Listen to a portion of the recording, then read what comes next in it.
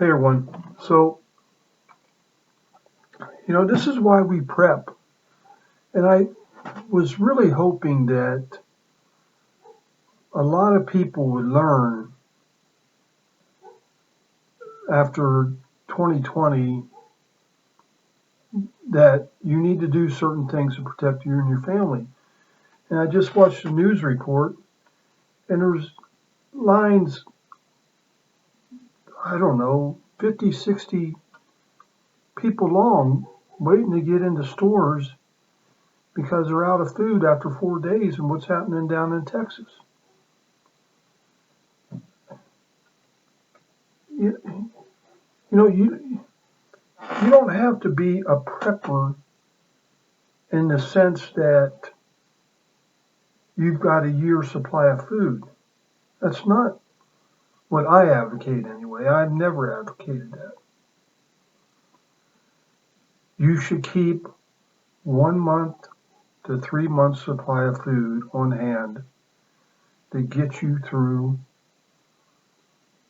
bad times. It's not necessarily an SHTF event is not necessarily a massive pandemic or nuclear war or electromagnetic force, crash of the economy.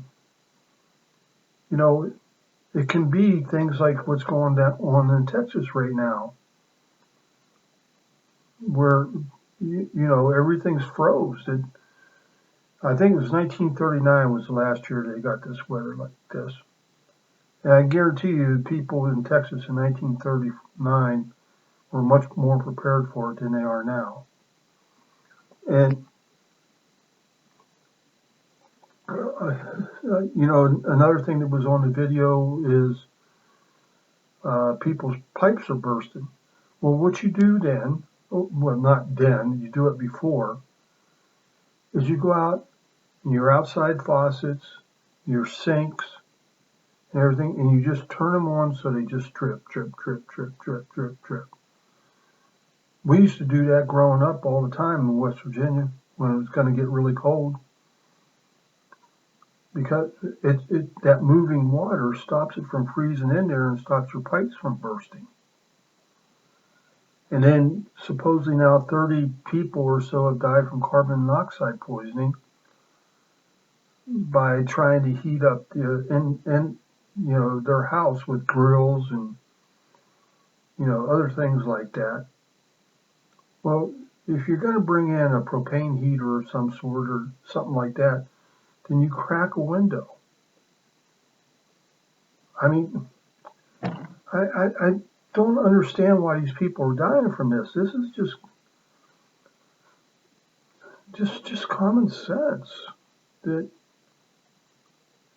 you're taught since you're a young kid.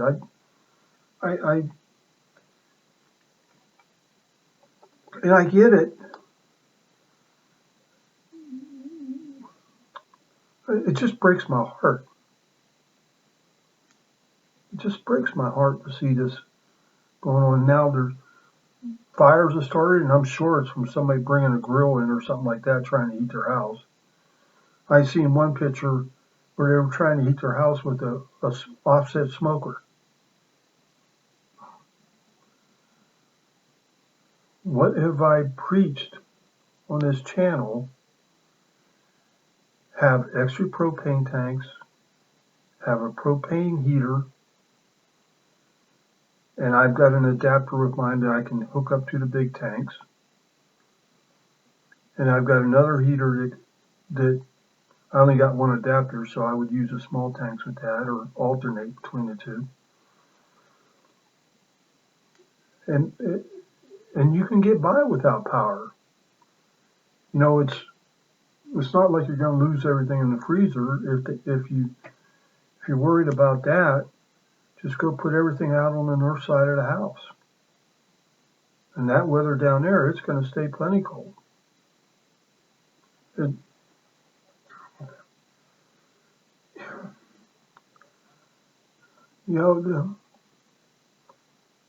These are just things that you should have on hand. And now a lot of people have ran out of water because the lift stations and that are froze. So they're boiling water, those that can get water, and then others can't even get water. That's why you keep enough water on hand. Now, we don't keep a ton of water. I think we've got 3 or 4 cases out there in the garage.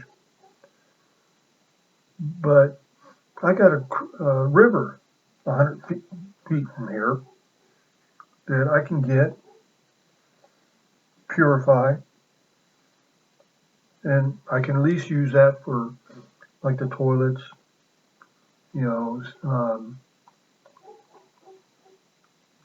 wash up, that type of thing, and then save the other stuff in the bottles for cooking and drinking and that type of thing.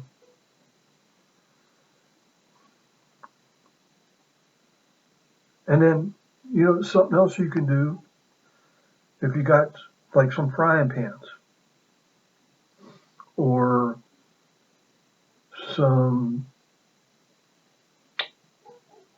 decent metal, anything that will protect like your counter or your floor, is you can go out in your backyard, start a fire, heat up some big rocks. Don't heat them up so much that you can't touch them. And you got to be careful. If they're real wet, they'll explode. So make sure you get dry ones or gradually dry them out. And you bring them in and you put them on your counter like in a fry pan or whatever it may be.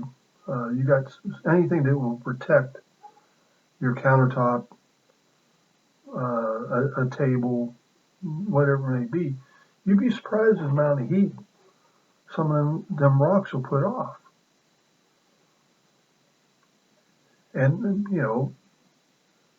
it's not going to miraculously cure your home, overnight, and it's not going to turn a 30-degree house into, a blooming 75 degrees, but it should at least get you above freezing long enough to protect your internal piping. Because that's the most dangerous if it bursts. Because then it ruins a lot more than just your pipes. I mean, it's going to ruin your carpet, it's going to ruin your ceiling, it's going to ruin drywall, everything. And your insurance may or may not cover it. I'm gonna do a video. I've already made up my mind. I'm gonna do a video really shortly about how I would prepare if we had a Texas type storm come through, which we do get, and how I would handle everything, and hopefully people will learn from it. Say your prayers for them poor people in Texas. All right, y'all have a good day. Bye.